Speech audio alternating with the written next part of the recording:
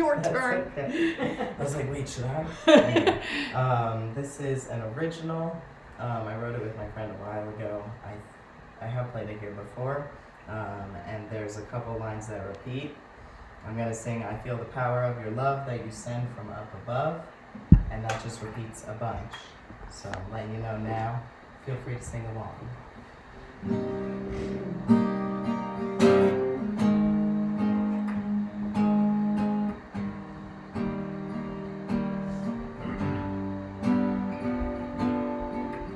Dark skies, sad eyes, keep falling after so many tries.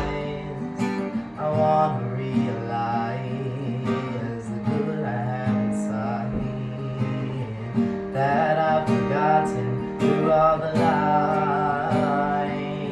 Lord, show me the way, the path that you all your love and everlasting grace, and give me the faith to transform my fate from a place of quiet sadness to a loving embrace. Open up my eyes to reach higher heights, to break through the bounds that tear me tied down. I feel the power of your love that you were sent from up above. I feel the power of your love that you were sent from up above. I feel the power of your love that you were sent from up above. I feel the power of your love that you were sent from up above. Reaching out my hand, I wanna join this dance. Won't you teach me how to be a better man? I wanna follow in your ways, wanna clear up all this haze, trying to make way for tomorrow, for a better day. And give me the faith to transform my fate from a place of quiet sadness to a loving embrace, and open up my eyes to reach higher heights, to break through the bound that's held me tied down. I feel the power of your love that you sent from up above. I feel the power of your love that you sent from up above. I feel the power of your love that you sent from up above. I feel the power of your love that you sent from up above. I feel the power of your love that you sent from up above. I feel the power of your love that you sent from up above. I feel the power of your love that you sent from up above. I feel the power of your love that you sent from up above. Sent from up above. All your love.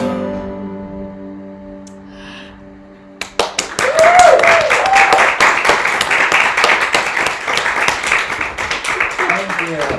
Thank you for singing along. Oh, Grayson. Good morning, everyone. Good morning. Welcome to Center for Spiritual Living Morristown. That's Grayson Nierenberg. Our homegrown talents. Well, homegrown with mom and dad, too.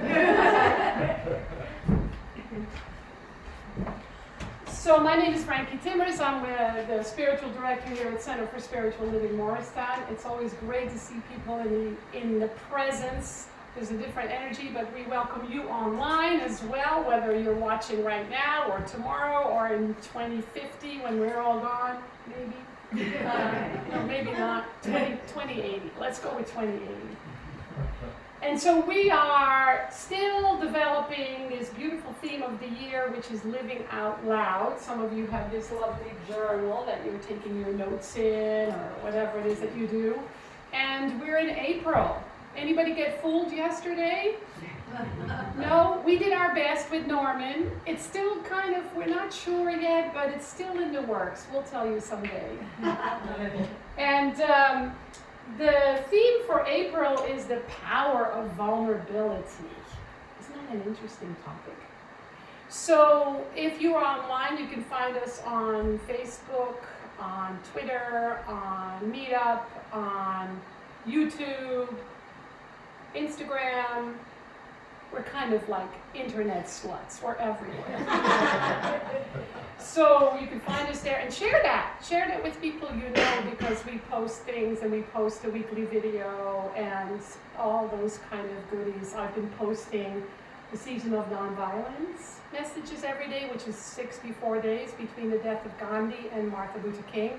And it's little messages every day. So that's been there. And I think that's, oh yeah, let me tell you what I'm going to talk about a little bit today. Of course, we're exploring this idea of vulnerability and how we can use the idea of vulnerability on the spiritual path. Because we can tell that when we are on the spiritual path, that there are stages, that there are things in life that change as we do our spiritual practices, whether it's meditation, prayer, study, all that. And then I want to talk a little bit about how when we use vulnerability for our growth, then we arrive at a greater sense of freedom. So that's what we're exploring today. And Susan Niedt from CSL Princeton is here to assist today, and she's going to take you into a beautiful spiritual practice of a guided meditation. And I think even Grayson is going to play a little bit while she's doing that.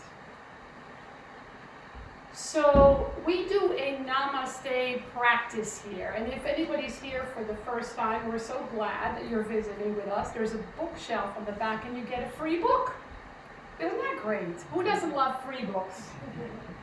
Right? And so namaste is the Sanskrit word for the divinity in me blesses the divinity in you.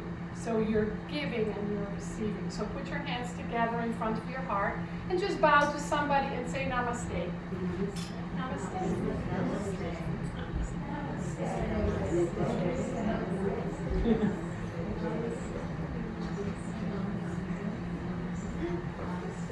Okay, everybody always likes to do everybody, which is great. The more namaste is the better, right?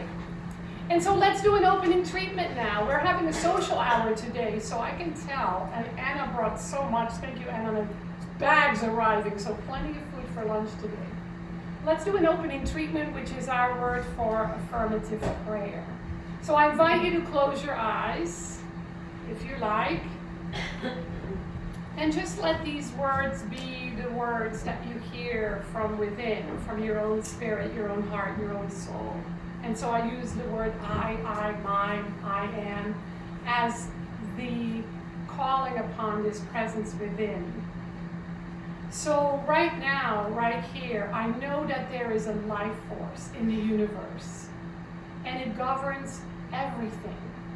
We know this by means of how the seasons change from winter to spring. It's so obvious right now. And from spring to summer, and not the other way around. We know this by means of the rising and setting of the sun and moon. We know this by means of our own breath, which is the body's intelligence, always operating on its own. And so we call upon this life force, whether we call it God, Buddha, Allah, Spirit, divine love, grace, the infinite intelligence. It is all that and then some, because in the end, it's not something that can be named. And so we tune into that because we know it's all connected. We are one with it. It is one with us.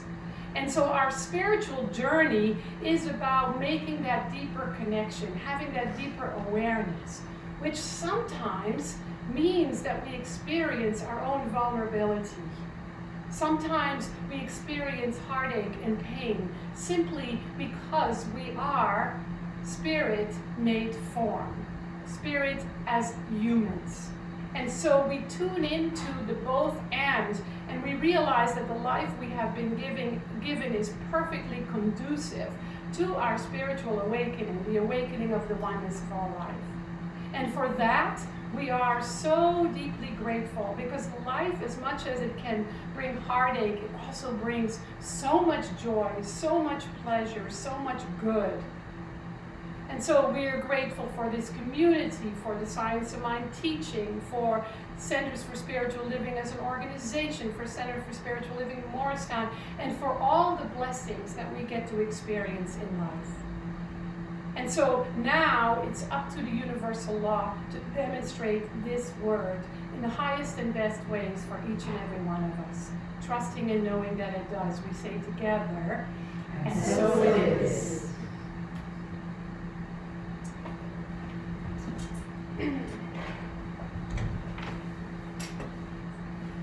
So I've been in this teaching for like 40 some years. And when I first was in this teaching, it did not make any sense to me. It was new for me. But having been raised Catholic, I always felt a connection with the divine. But I knew it wasn't some man with a white beard up in the sky. I knew it was something else. I felt it in nature. I felt it with my family. I felt it. There were moments in my life. I remember a time when I found a worm in the garden and I took it out and I said, "Mom, look!" I was fascinated by it. She's like, "Get out of here!" Right? And so I always felt that connection, but it never all resonated with me until I found this teaching. But when I found this teaching, I thought everything was perfect and everything was fine. And I discovered it wasn't so much, that I had struggles with my self-esteem, that I had some memories that wanted to be healed. And so I decided to go into therapy, thinking that I really didn't need therapy. But I did, and it was incredibly helpful. And when I left Florida to go to Albany, my therapist gave me a card, a goodbye card. And when I opened the card, it said, "Enjoy the delightful journey of vulnerability." I thought I was going to throw up because delight and vulnerability together made no sense to me, because I always ran from vulnerability. I didn't like to feel vulnerable. I didn't like to feel afraid. I didn't like to feel not confident or worried or anxious. And I thought that was a bad thing. It was something that was wrong with me. And then I discovered in this teaching and embracing vulnerability that it's actually a gift, because it makes us more authentic. It makes us more real. So on a spiritual journey then, we learn to embrace our vulnerability and we learn to work with it and not work against it or have it work against us. So in the journal this month, on page 40, I know some of you have this journal, there's a quote by Stephen Russell. And I love this quote because it really describes the journey around vulnerability for me now, not then. But it makes sense. It says, "Vulnerability is the only authentic state." Vulnerability is the only authentic state. Being vulnerable means being open. Being vulnerable means being open for wounding, but also for pleasure. Being open to the wounds of life means also being open to the bounty and the beauty. That made sense to me. If I cannot feel the wounds of life, then I cannot feel the joys and the pleasures, because something in me is closed that affects everything else. And so now I understand, and I understand that on the spiritual journey, our vulnerability is the gift and the blessing, because it gives us information. It gives us information about what we believe, which is very much a part of this teaching, right? It's done unto you as you believe. It gives us information of our own thinking, our own judgments, our own opinions, and it's important to reflect on those, because it's just information, it's not the truth, right? And so we can work with that information, and if there's something that feels still wounded, it's important for us to do the healing work, which is our inner work. because I used to feel that the wounds were there and everybody was just kind of throwing salt in it. And so I had to learn to find ways to heal those wounds and to protect them, to know when it was okay and safe to be open about them. And so the idea of exploring our wounds is really about how we move from feeling like a victim to being more victorious, to thriving, to growth.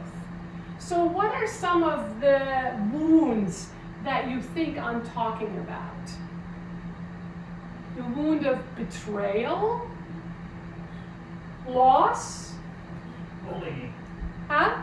Being bullied. Being bullied, being abused, huh? Being abandoned, Being told that you're not enough. being told that you're not enough. Yeah, I mean, hey, none of us get out of this life unscathed, right? So we all carry something. What if those things are gifts and blessings because they teach us something? They allow us to grow. And the beauty of the science of mind teaching is that it's a way to heal from those wounds through our spiritual practices. I love what Oprah Winfrey says, and who doesn't love Oprah? I love Oprah. She was one of my spiritual teachers in the beginning. Remember the Oprah show? Yeah. I like that better than some of the church service on TV, right? It was always so much to learn. She says that turn your wounds into wisdom. Turn your wounds into wisdom. How do we turn our wounds into wisdom? Well, I'm going to talk about that a little bit more in a moment. But I am very much into homeopathy. Homeopathy is a form of medicine that is where the disease is so diluted that when you take it, it creates an antidote in the body and the body heals more holistically, more organically.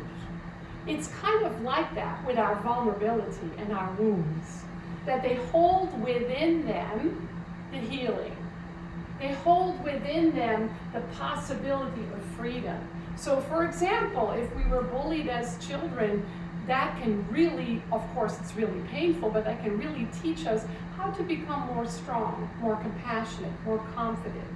How to heal some of those old wounds by treating ourselves the way that we wanted to be treated instead of how we were bullied. That's just one example, right?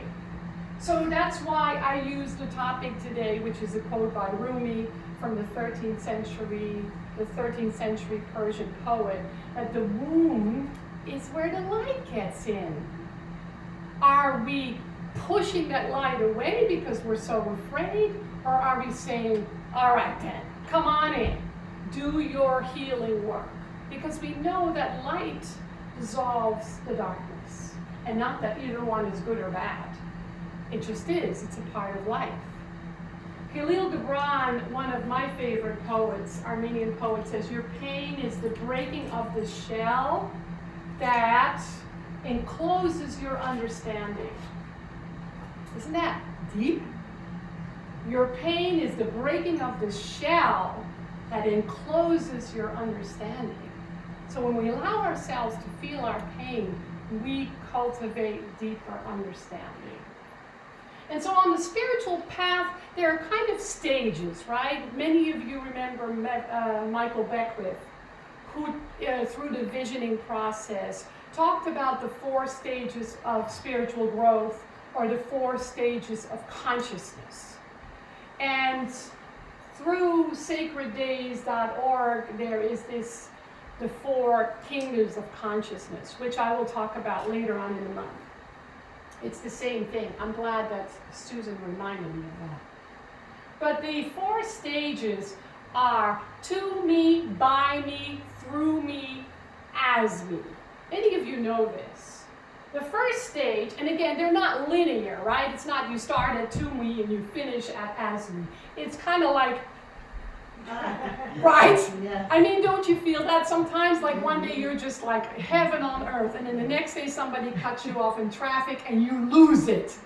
So it's kind of that dance, right? But then we kind of go, oh, that was interesting. What was that about? So sometimes it feels a little muddled, but we can identify it by the way we feel. So the first stage, to me, is where we feel like a victim. We feel like the world is against us. We feel like we're being punished. And we blame someone or something. We might say, well, it's because of my childhood, it's because of my husband, it's because of my job, it's because of how much money I have in the bank or don't. And we do that sometimes unconsciously, right? We want to be aware of that because when we're in that victim state, in that blame state, we're mostly coming from fear. And we feel separate. So it's the stage of self-dominion. And the second one by me is called the manifester stage. This is when you're new into the science of mind teaching, because you learn to do an affirmative prayer, a spiritual mind treatment. You do a treatment for a parking space at King's, and there it is. It works, right? And so that's why in the classes we start with little things.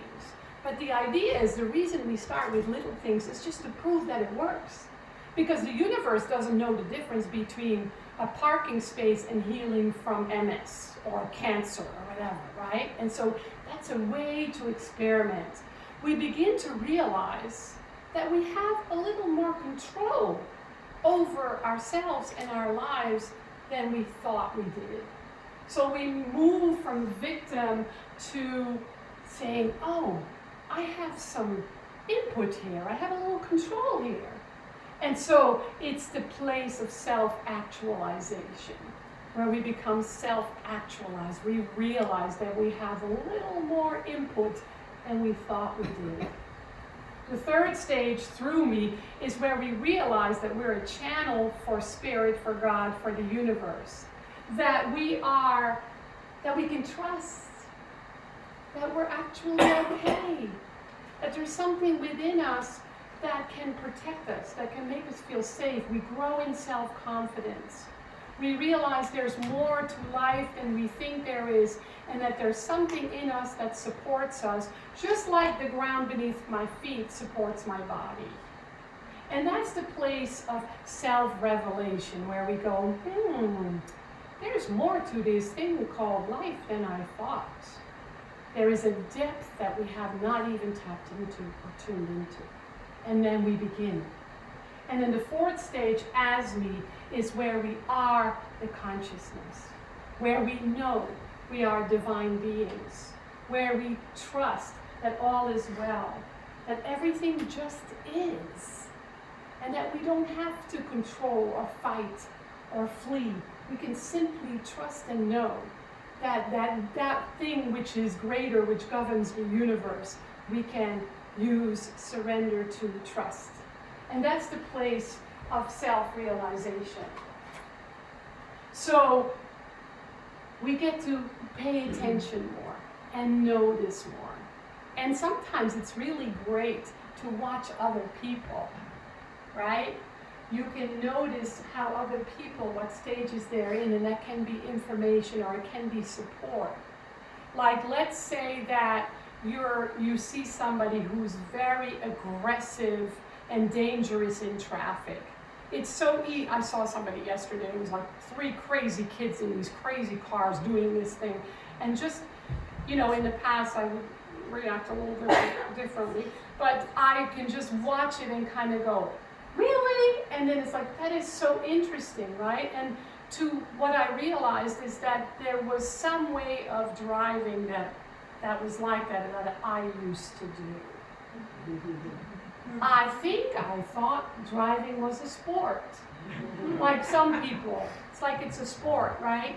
And so the difference is so big because I think of traffic or being in New Jersey, traffic kind of as a spiritual practice. And it's interesting what we notice. Instead of reacting, we can just kind of notice. And it brings a different, I even have a smile on my face, it brings a different feeling, a different joy, right?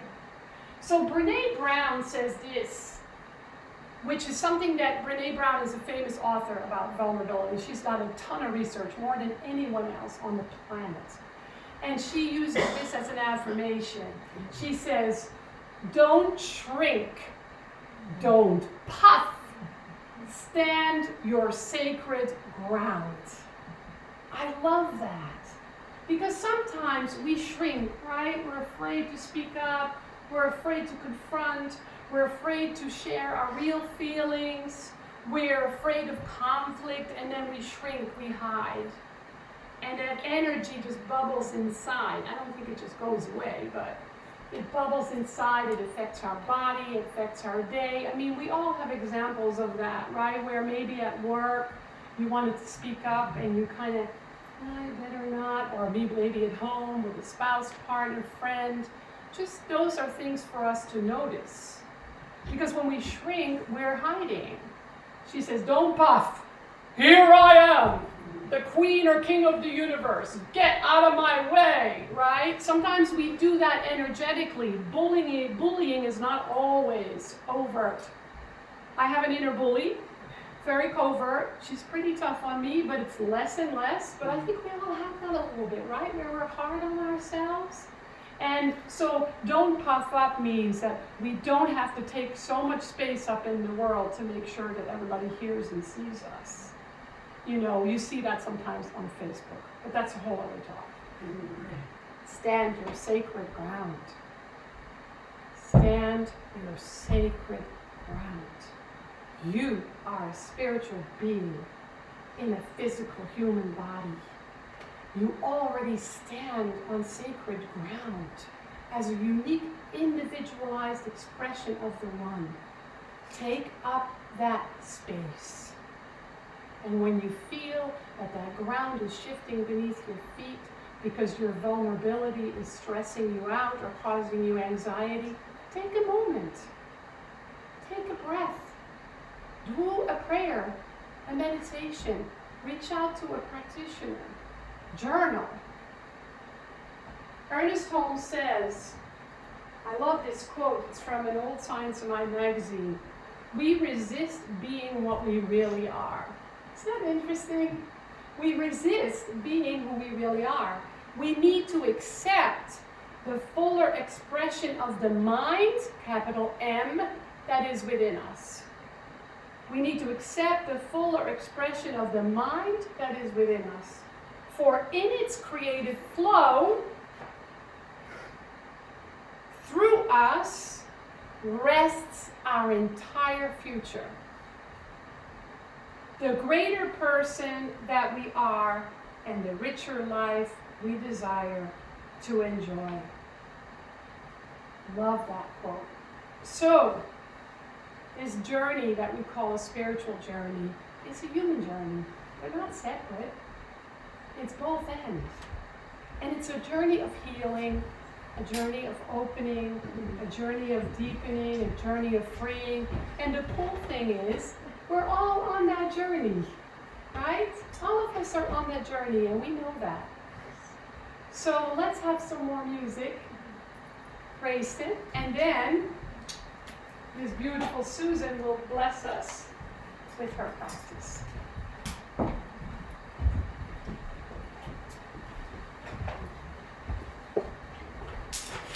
This one is another original, does not have a name yet. So I can't properly introduce it. But yeah, I wrote it special for today's service. Oh.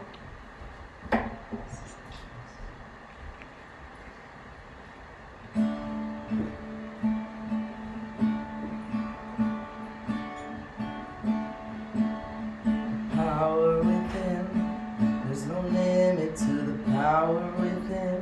No matter how many times you get knocked down, you can always get back up. And when you get back up, you're so much stronger when you get back up. You start to see it's all happening for your own growth.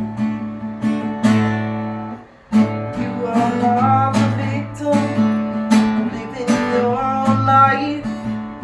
You're a blessing in disguise. Don't submit to the lies.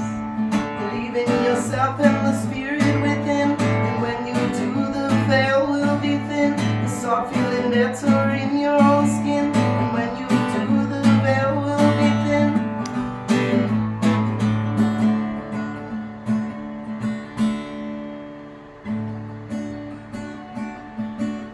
The search will go on, it never ends. The search will go on to find our purpose in this life, disguised as science. And if we follow these signs, we just have to keep following the signs. When we do, we get to reveal all of our superpowers. What happened to me isn't an obstacle. What happened to me is for my growth. What happened to us makes us connected. What happened to us brings us together.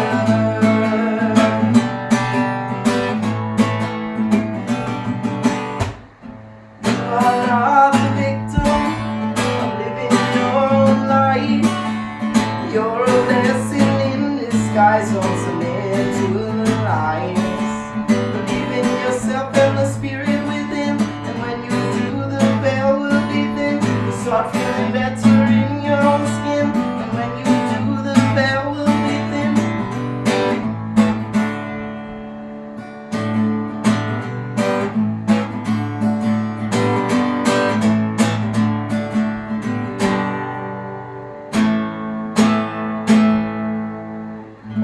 Oh,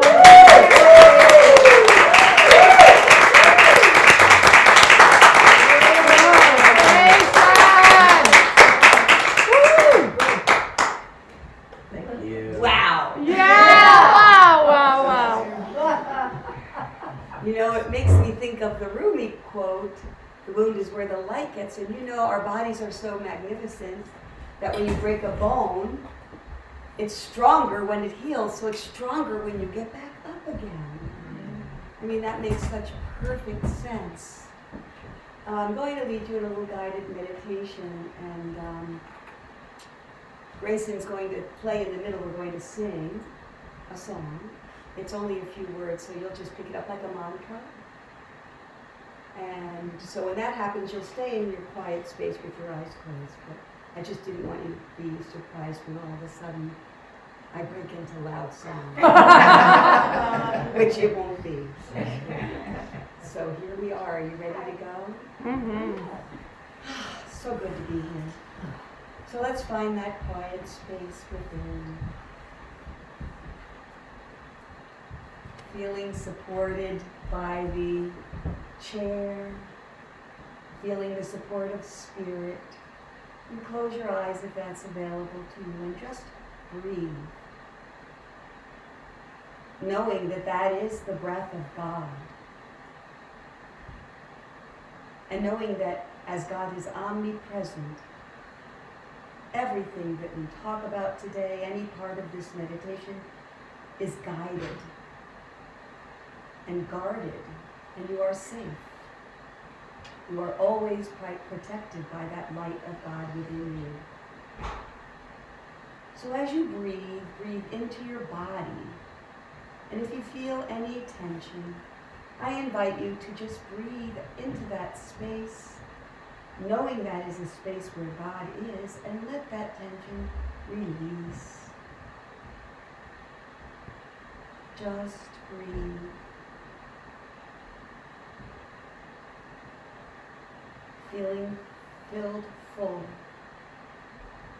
of God's presence.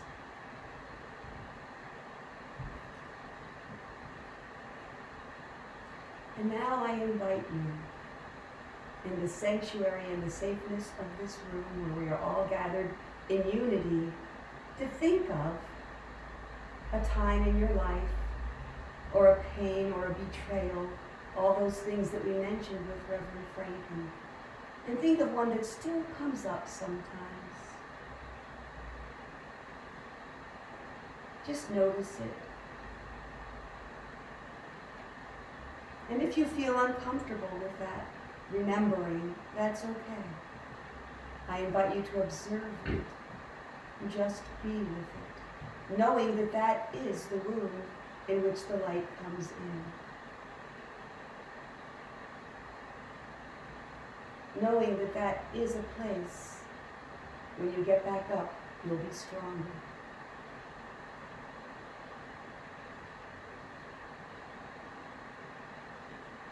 Just know that this is true love providing you with an opportunity for growth. So I invite you to smile at this idea of pain or betrayal or of being bullied in the past. Because as we smile, that light shines. And we feel that blessing, so we can say inwardly, yes, this pain is a blessing. It is where I am vulnerable, I am open, and the light gets in. Smiling. Be open-hearted to it. Hug it if you think that will work, even with your arms hugging your body, feeling the strength of your God self, feeling the guidance that is always within this beautiful, bright light. And even if this pain is here and now, we are open to knowing that we have this opportunity to elevate, to go deeper into our practice. So it is with gratitude that we look at this pain, this betrayal, right in the eyes. We say, I love you. I love you. You are my opportunity, and I grab it with light. Just feel that love for this perceived wound that we have.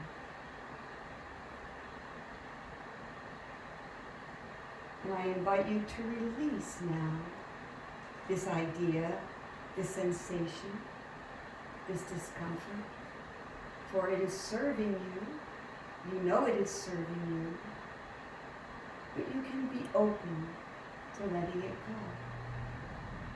You can be open to leaving the old behind, to leave room for the new, for the greater enlightenment, for the greater awareness.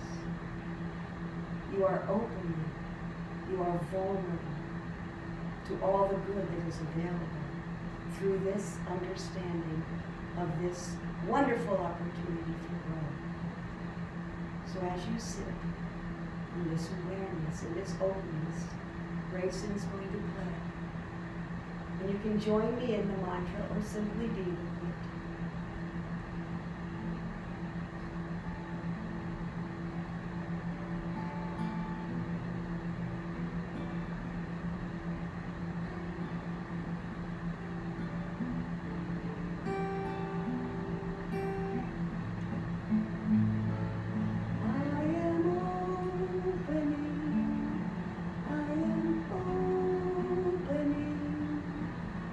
My heart is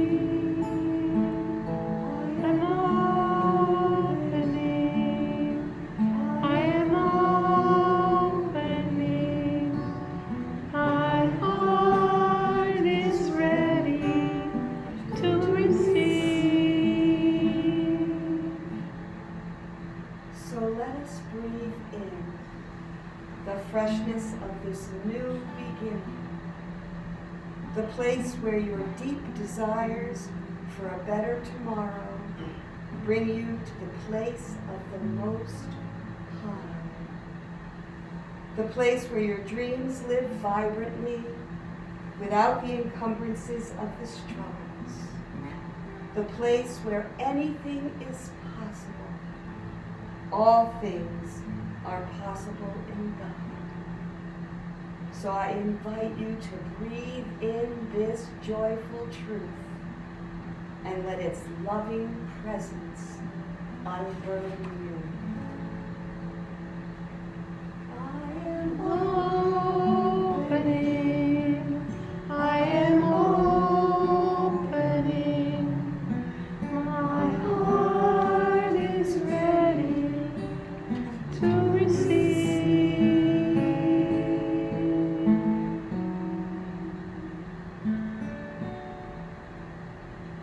And as you sit here in this peace of knowing the truth, slowly find your way back into your body. Grateful that you were guided to be here today. Grateful for this opportunity to feel your vulnerability. Wiggle and jiggle, roll your shoulders, and when you are ready, open your eyes and come back into this space.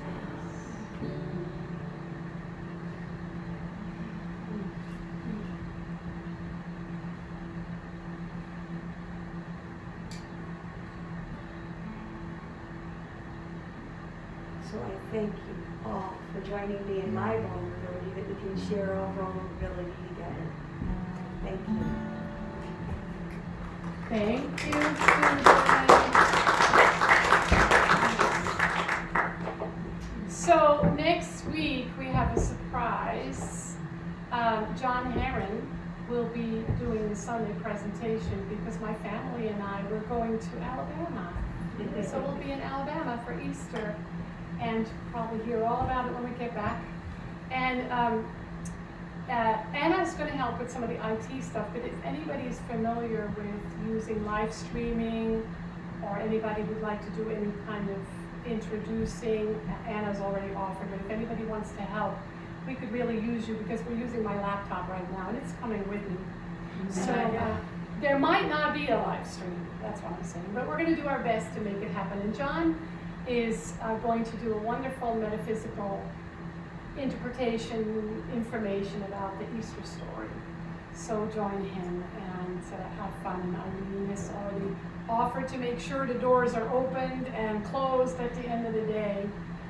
2 weeks after that, so 3 weeks from today, we have our annual membership meeting.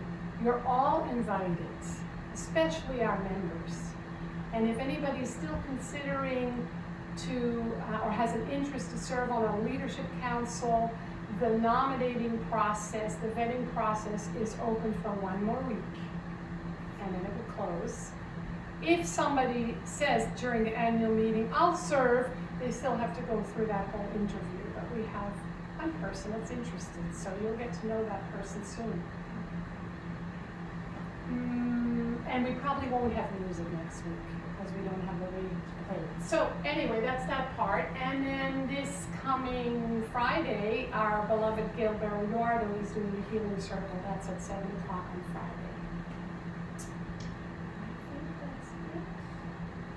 Yeah, so one of the things that sustains this community is your generosity, is your support. So we invite you to support us, to be generous as you can. I know some of you can be more generous than others, but that allows us to be here and stay here and keep me, honestly. So we invite you to support us to the best of your ability, whether it's by check, by credit card, go online, you can give over there, you can do on text to give, which I enjoy because it's so easy. And also to serve. So if anybody says, I have a way I want to serve on the Leadership Council or next Sunday, or our beautiful Anna brought all these goodies and is setting us up for our social hour, and I saw that Mashi and Kat brought some goodies too. So stay for lunch, or at least snacks. And there's a flyer over there because on Mother's Day, how many mothers are here? Mothers, moeders. Yeah, there's a moeder over there. And how many of you have mothers? Alive or not, right? And so come, because on that Sunday, Armand and Angelina are back. Some of you remember Armand and Angelina. They are so fun. And they're going to do the Sunday celebration, a workshop afterward called Angelic Harp and Sacred Healing Music. And then Monday night, they're doing a musical comedy. So we're going to have a whole weekend of Armand and Angelina. More flyers will come up because that one there is for the afternoon, Sunday afternoon.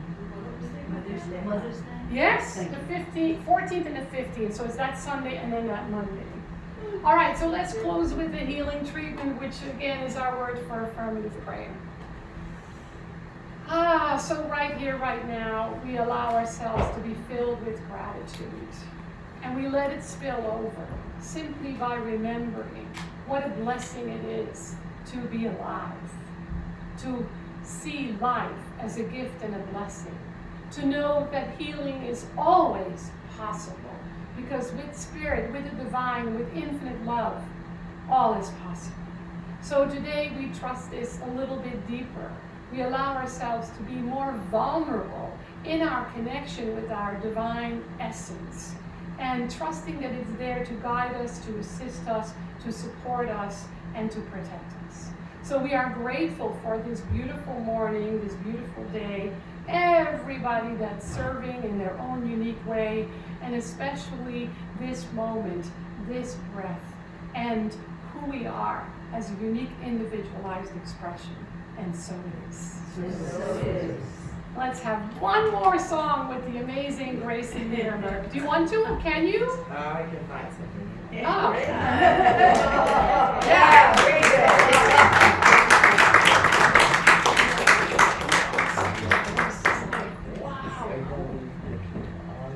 It's up to you. Okay, I'll probably do a cover song.